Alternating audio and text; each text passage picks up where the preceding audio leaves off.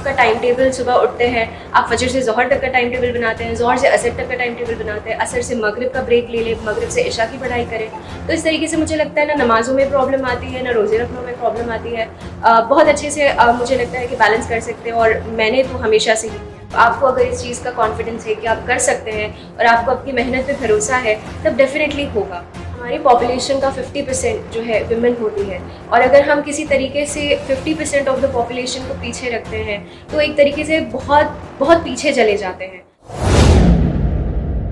आदाब, नमस्कार, मैं वसीम अख्तर और आप देख रहे हैं द लीडर हिंदी। दीन के साथ दुनिया कैसे हासिल की जाती है, सीखना है तो कोई आयशा कादी से सीखे। उन आयशा कादी से जो हिजाब में रहती हैं और जिन्होंने कुरान को तर्जुमे और तफसीर के साथ पढ़ा है।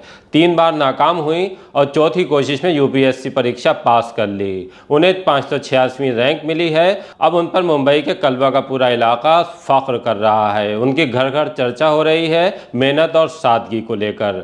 जब द लीडर हिंदी ने आयशा से बात की तो उन्होंने बताया कि किस तरह से उन्होंने नमाज, रोज़े और कुरान पढ़ने के साथ यूपीएससी परीक्षा की तैयारी की और आज उन्होंने कामयाबी हासिल कर ली। वो अपनी तरह की तमाम लड़कियों से कहती हैं कि टैलेंट की कमी नहीं है, बस कॉन्फिडेंस की कमी है। ये कॉन्फिडेंस आपको लाना होगा और फिर देखिए कि दुनिया किस तरह से तब्दील होती है।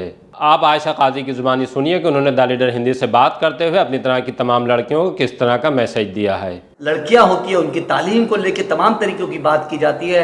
हम ये देखते हैं पूरे हिंदुस्तान के अंदर जो मुस्लिम बच्चियां हैं उसके लिए क्या क्या चीज़ें कही जाती है, लेकिन आयशा ने यूपीएससी का एग्ज़ाम जो है वो क्रैक करके वाकई में एक मिसाल कायम कर दी। हम बात करते हैं आयशा से। आयशा, यूपीएससी का एग्ज़ाम क्रैक करने के बाद आप कैसा महसूस कर रही हैं, और मतलब क्या क्या चीज़ें रहा, क्या क्या सफ़र कैसा रहा आपका?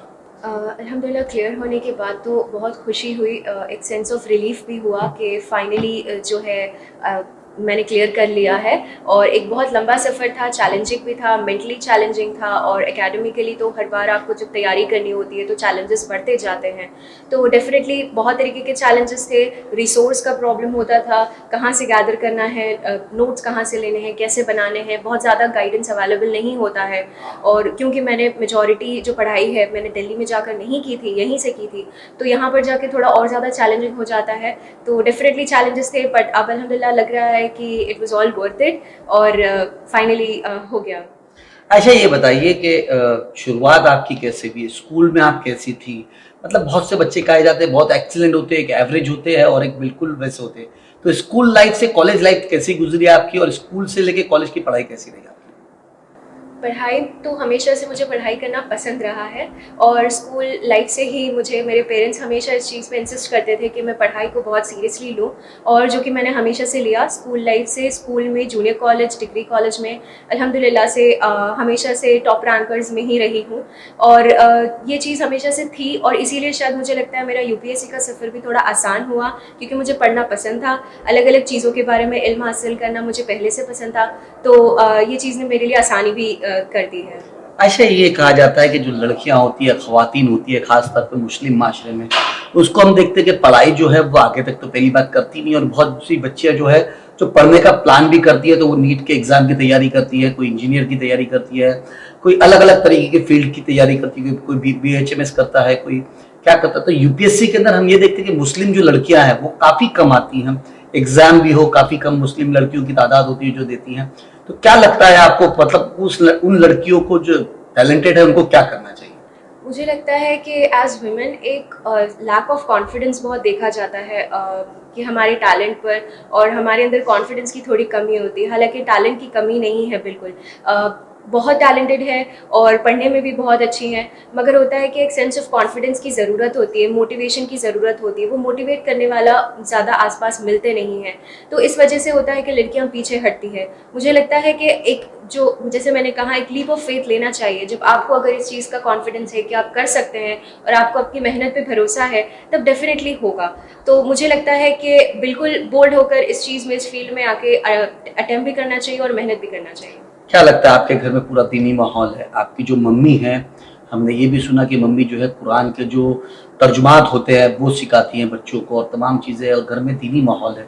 घर से बाहर निकलने का, क्योंकि साफ तौर पे ये हमेशा से ये कहा जाता है कि जो दीनी माहौल में रहते हैं लड़कियां बाहर नहीं निकलती है, तो किस तरीके से दीनी माहौल से आपने, मतलब दीन के साथ साथ दुनियावी माहौल कैसे आपने हासिल किया?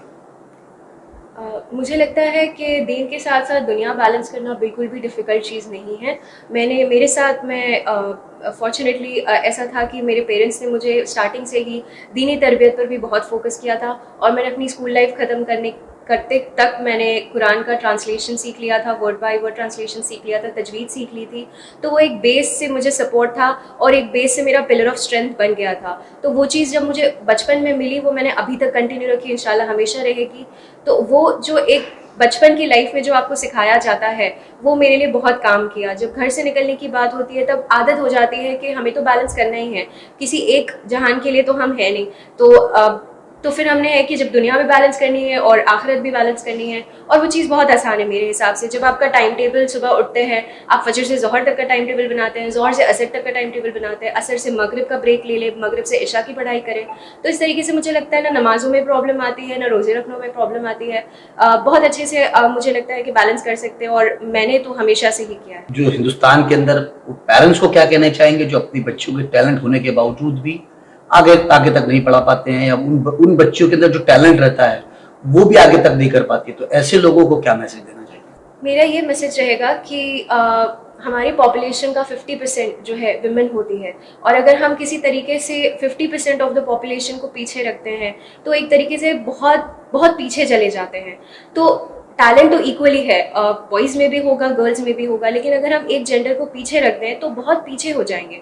तो ये है कि हमें इक्वली सपोर्ट करना चाहिए, इक्वली एनकरेज करना चाहिए, क्योंकि टैलेंट अल्लाह ने सबको दिया है, और टैलेंट जो है जेंडर तो नहीं देखता।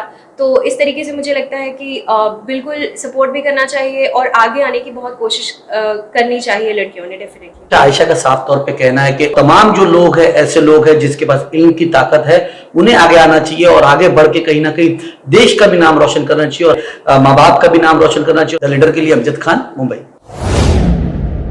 तो आप लोगों को वीडियो कैसा लगा, अच्छा लगा तो लाइक कीजिए, शेयर कीजिए, और चैनल में पहली बार आए तो चैनल को ज़रूर सब्सक्राइब कर लीजिए। दोस्तों ये तमाम बच्चे हमारे मदरसे के बच्चे हैं, ये लोग यहाँ पर पढ़ाई करते हैं, कुरान शरीफ पढ़ते हैं, कोई आलिम दीन बनना चाहते हैं, कोई हाफिज़ कुरान बनना चाहते हैं। तो दोस्तों आप लोगों से गुजारिश है कि स्क्रीन में फ़ोन पे, गूगल पे नंबर दिख रहा है, उसमें आप ज़रूर डोनेट करें और अपनी मेहनत की कमाई मदरसे में ज़रूर लगाएं। दोस्तों अगर आप हाफिज़ कुरान नहीं बन पाए, आलिम दीन नहीं बन पाए, तो आपको अफसोस करने की ज़रूरत नहीं है, आप दूसरे को ज़रूर हाफिज़ कुरान, आलिम दीन बना सकते हैं। दोस्तों हाफिज़ कुरान, आलिम दीन बनाने के लिए आप हमारे मदरसे में ज़रूर चंदा दें, और दोस्तों अल्लाह तबारक व तआला आपकी दुनिया और आखिरत को संवार दे। तब तक के लिए अल्लाह हाफिज़, जय हिंद।